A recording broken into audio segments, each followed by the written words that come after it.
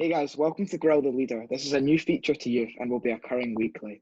It involves asking a leader a number of thought-provoking questions in an area they're specialised in. This week we have Callum. Welcome, Callum. Thank you. So yeah, we're going to be asking him a number of questions about eschatology, which is his specialised area and what he is studying currently.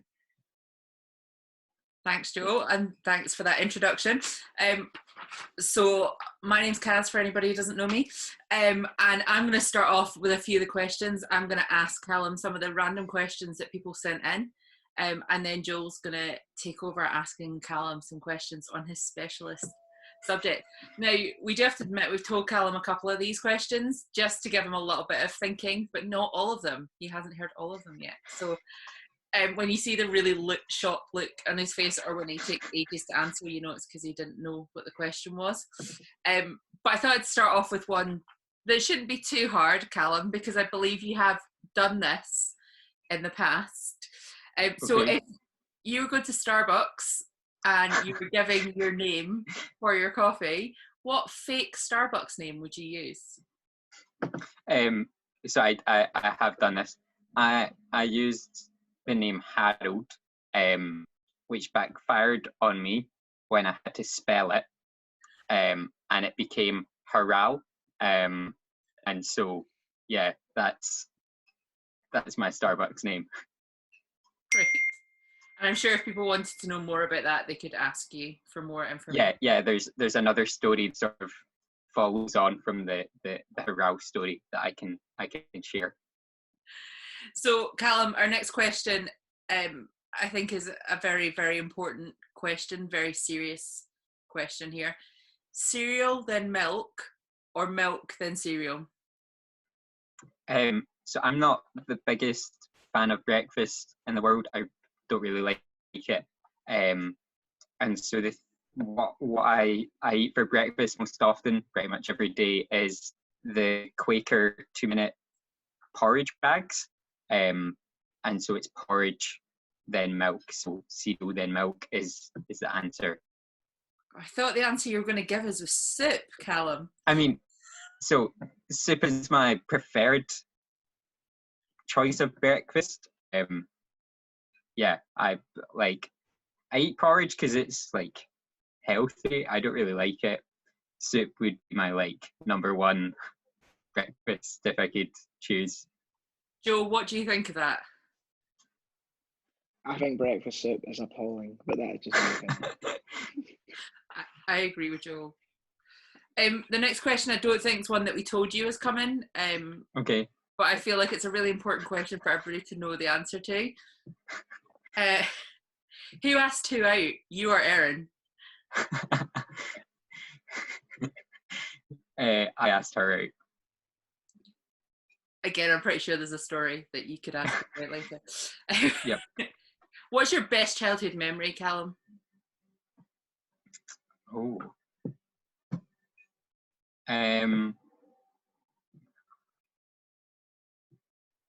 So when I was try to do the maths, 9 or 10, my dad read The Hobbit to me over a summer, and that's quite a special memory for me, remembering him reading that. That's a cool one. Okay, I think this might have been asked by a member of the youth team, but there was a question: who has the best chat on youth team? Oh. Be careful of how many people you could offend with this one. Like chat as in who's got the best patter? Seems to be.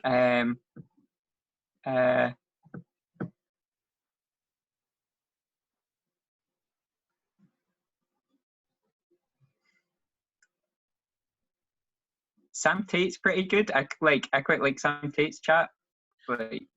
Yeah. He's gonna love that. Okay, so imagine you have to pick a 5-a-side football team using only youth pastors from Scotland. Who would you put on your team? I don't know if I know 5. You, Rob Fraser Binns. This is me just naming all these pastors. Sam Donahue. Sam Hibbard, he does youth stuff, doesn't he? Murdo, he's now involved in youth stuff, so like there, that's 5. Great. You know I can't kick a ball, right? That doesn't. We don't have to be good. It's just pick a team. Great. This is a question I know came in from Susie T. If you could give your younger self one piece of advice, what would it be?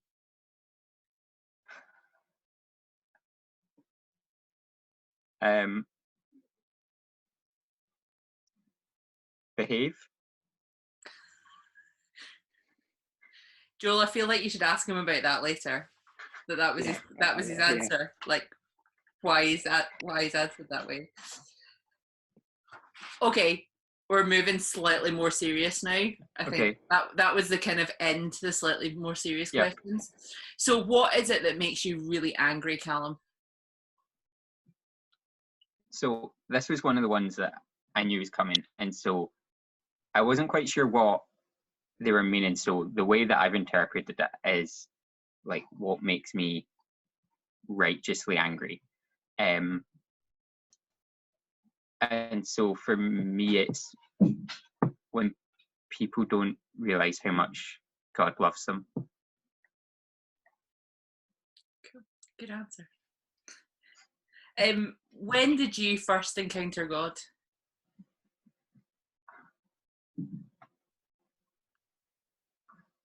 I don't know. I don't know. No idea. Not a clue. Did you not have that question beforehand as well? Yeah. Still not a clue. Still not got an answer. Okay, Callum, what did you want to be when you were growing up? So during primary school, it's definitely like early primary school.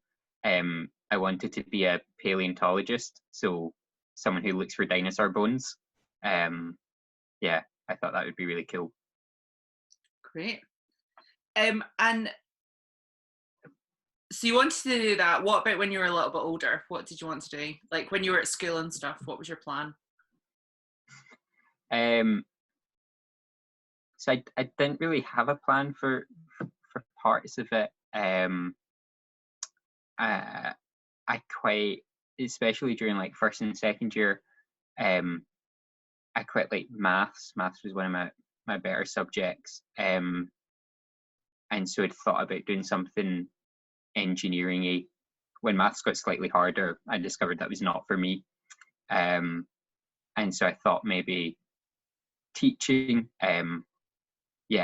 towards the latter half of school, I really enjoyed the humanities and did quite a few of the humanities, so I thought I might end up teaching one of them. So tell us a little bit about what your plan is now for life. Yeah. So I left school in 2016 and like thought I might end up teaching, but didn't really have that much of a clue what I was going to do. And over the summer, I got an internship with Siemens, which is a company, and I was a project accountant, and I did not enjoy that. Discovered that is not what I have to do with life.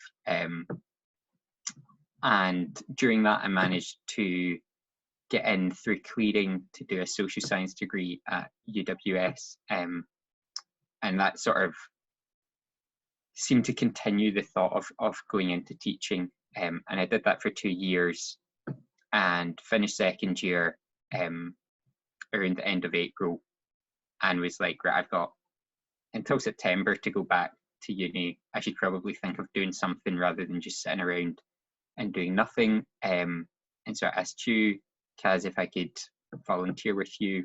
And after a couple of months, really felt like, this is something I could see myself doing for the rest of my life. Felt quite called into some form of pastoral ministry. And so had conversations with yourself and with Ian, with my mum and dad and my mentors, Edwin and Morag, and sought about changing course to do theology at the Baptist College, and that's where I've been for almost 2 years now. So cool. Joel, I think that is the perfect opportunity to hand this over to you for some more questioning. Great. So, Callum, why would someone want to study theology / eschatology? Yep, so that is a great question.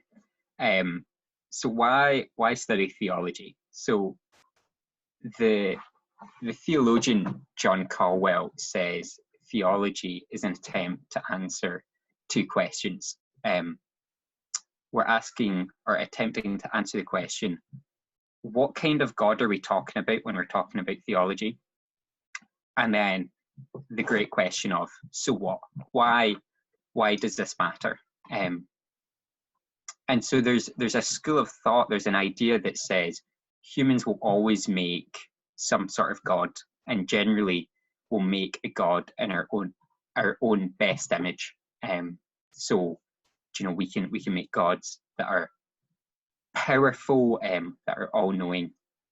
And in the society we live in, we're always going to turn things into gods. So this could be, that football player that you think's amazing, that actor that you think's really good, or often today what I find can get turned into gods really easily is technology. My phone or my computer, whatever. And so theology is helping us identify who God actually is.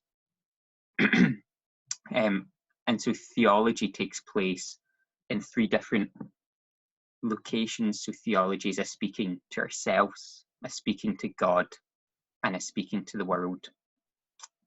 We are all doing theology, but I've got a little analogy that is hopefully helpful. So imagine I get a group together and we all go to the park, and I tell them, what I'd love you to do is I'd love you to play a game of rugby, but none of them have any idea what rugby is. Some of what they would do would sort of look a bit like rugby. They'd probably run around and they'd probably start throwing and catching the ball. But unless somebody knows what they're doing, unless I say, guys, this is how we actually do it, they could quite easily hurt each other. Or they're just going to lose interest and they're going to be like, this is really boring. Can we go and do something else? And so the studying of theology is important because it helps us as a church do the best we can when we speak of God. It affirms what people intuitively do, so that running and throwing the ball, and it helps people grow as well. But it's also there to help people from accidentally getting hurt by straying into wrong belief. The church's mission is the speaking of the gospel, and so theology is a reflection on what it means and what it looks like. Theology is never a completed act. Theology is always unfinished because the world into which we speak the gospel is constantly changing. I think a really good example of this is, what theology looks like, how we live the speaking of the gospel is very different today as it was, say, in November before COVID-19. Theology helps us answer the question of, what does this good news of Jesus, what does the good news of Jesus mean for this situation, and how do we speak it properly? So yeah, that's what I think Great. the study of theology is. So we all know you love the word eschatology. What does it mean, and how has it impacted your life? Yep. So eschatology is translated from the Greek, and it means study of end times. But actually, a really important question when we think of eschatology and the end times is, what are we meaning when we say end? So what does end signify? And so traditional eschatology, it was all about thinking about heaven and hell and death, and that's what end meant. But contemporary eschatology in many ways has changed this thinking. So it focuses more on thinking about the fullness of God's kingdom. So the end no longer means end as in a final breath and death, but end in the sense of the purpose or the goal, where we're going, where God is taking us. And one way of thinking about this is that God is taking us into the fullness of the kingdom, the sort of image we get in Revelation 21. We have this tension within eschatology known as the eschatological tension, where we believe the kingdom is here today, but just not in its fullness. And so eschatology is answering the so what question. What does this mean for the way I live my life? As the church, we are called to witness to the risen Christ, who's part of the new creation. And we are also part of this new creation. So what does that mean to live as a people of the new creation?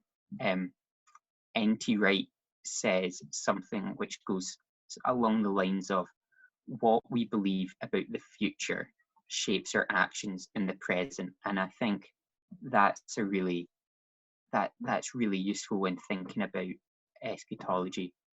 How it's impacted my life, I think, is sort of goes off the back of what N.T. Wright says of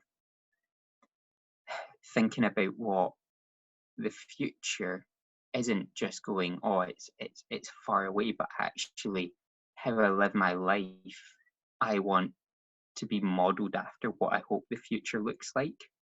So for me, it's going, the kingdom is here, but it's not here in its fullness.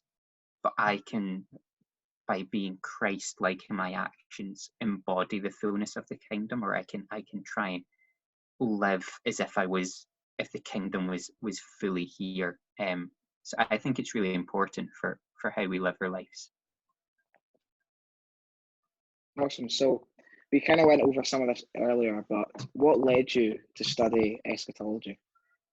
Yeah, so I'm studying theology, and it was actually it might have been my first assignment I had to do was for preaching class, and we had to come up with a brief of, imagine you were giving a sermon, pick a passage, and then sort of talk through some of the things that you would write in it. And the passage he's got and the passage that I chose to preach on for this was Revelations 21, I'm sure. And so that sort of reading about that sort of started my interest in it. And then I did a couple more assignments where I did an assignment looking at how Christians think about ecology and how we think about the environment. And actually there's a huge eschatological view to that, of how we treat our planet now. There are long-term concerns about that. And so if we believe that God has said creation is good and that we are to look after it, then how we act now is an eschatological. We can act eschatologically. So, yeah. Cool. So, has studying eschatology changed your worldview in any way? Yeah. I definitely think it has. It's made me think about the way that I live my life, and how I think it's hard to say, there's a one, it's solely studying eschatology that's impacted. I think studying theology as a whole has really challenged me in my thinking of God, but it's really challenged me in how I live my life and how my actions speak of the risen Christ. speak of the king who is king but isn't here yet, and how we are sort of, as I said, we're caught in this balance of, you know, there are parts of the kingdom that have broken in, but it's not set in, and so trying to live in a place which is broken, and which the kingdom isn't here, but trying to live my life showing that, you know, the kingdom is real, and trying to embody some of that character. Great. So, how would you think pandemics link into eschatology? Can you repeat the question? I didn't quite hear it. So, how do pandemics link into eschatology? Okay, yep, I can. So, pandemics and eschatology are not directly linked, but what pandemics do for us is they highlight for us the distance between where we are in the here and now and the fullness of God's kingdom, which is still to come. So the kingdom of God and its fullness is not here yet.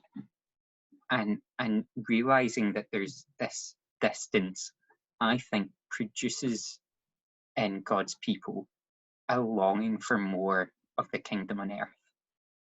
We know that until Christ returns, and in doing so brings the fullness of the kingdom with him, that there are always going to be these pandemics. In fact, there's always been tragic events, but now with the advances in technology, we're just more aware of them. And eschatology and thinking about the end times is not so we can predict when some end will happen, when the world will end, or when Christ will return, but rather, I think what eschatology can do, which is really helpful in times of pandemics, in times of trouble, is it encourages us to live faithfully, knowing that the kingdom is real and that the kingdom is coming when we live in troubled times as we are now. So yeah, it's not like you know, doing eschatology I have some great revelation or some great knowledge about how to live in pandemics, but what it does is it tells me, you know, this is really hard, but I have a hope that things are going to get better. Yeah, great. So my final question is, what is your favourite part of studying eschatology?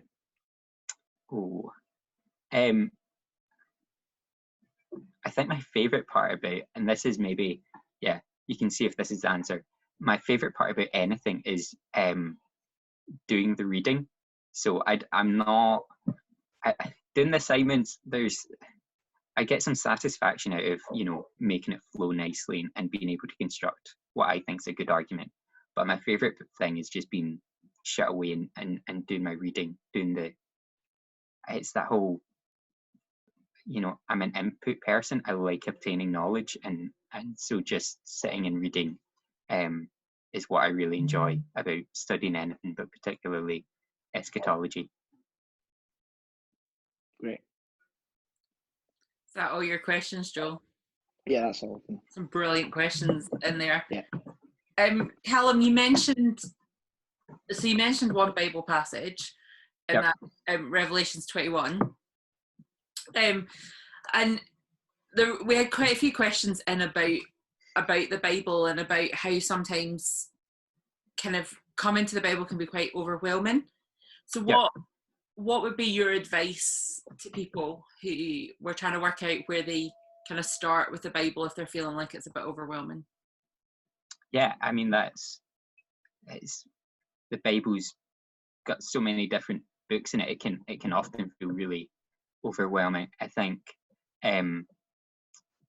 for me, what I've found is a really good place to start is with a gospel. You know, as Christians and as or definitely the way that I view the Bible is everything in the Bible can make sense and can be understood through the person of Jesus Christ. And so starting with Jesus helps us for when we go to the Old Testament and things can get really quite complicated. And even in the New Testament, when we go to places like Revelation and there's all sorts going, you know, when our foundation is in Jesus, I think that can really help.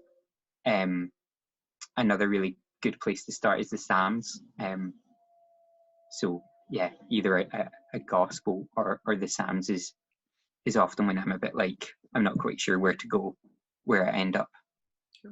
And when you say a gospel, what do you mean?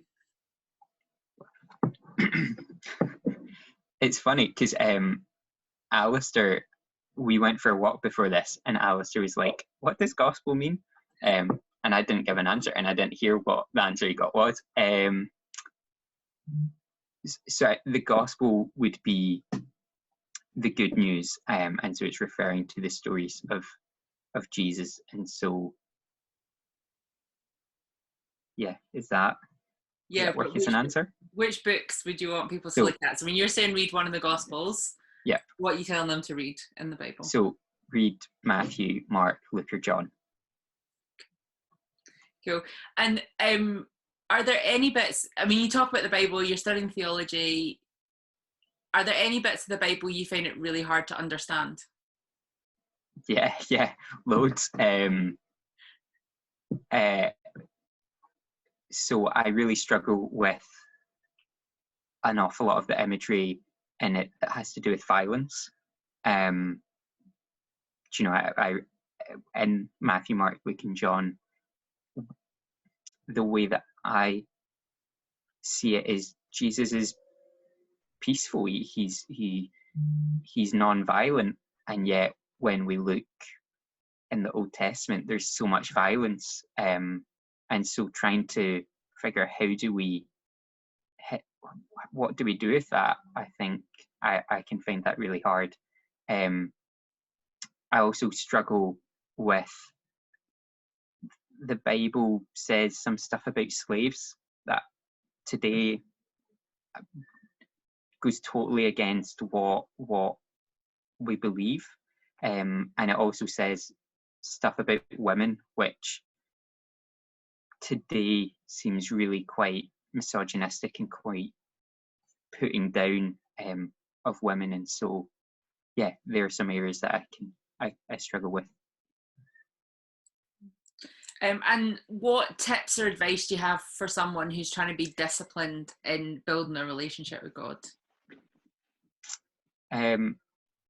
So there's a saying of how do you eat an elephant one piece at a time. I think it's slow and steady wins the race. I think it's that, you know, it can be very tempting to look at someone who is maybe an older Christian and go, I wish I had a relationship like theirs. But actually, God loves you so much, and so I get it's really hard, but becoming content with your own relationship with God, I think that's important, but I get that can be quite hard. I just try to build it up slowly. Trying to build it up slowly. Reading your Bible is a great way of experiencing who God is, and then praying is a really good way to experience who God is. So yeah, build it up slowly. Don't feel like if your relationship doesn't look like what others do, it's inadequate, because it's not. Cool. So reading your Bible, start with the gospel or start with the Psalms, read a little bit at a time, spend a bit of time just talking with God in prayer, build it up. Yep. Great. Callum, I've amazingly run out of questions, but is there anything else you want to add? Anything else you feel we should know about you?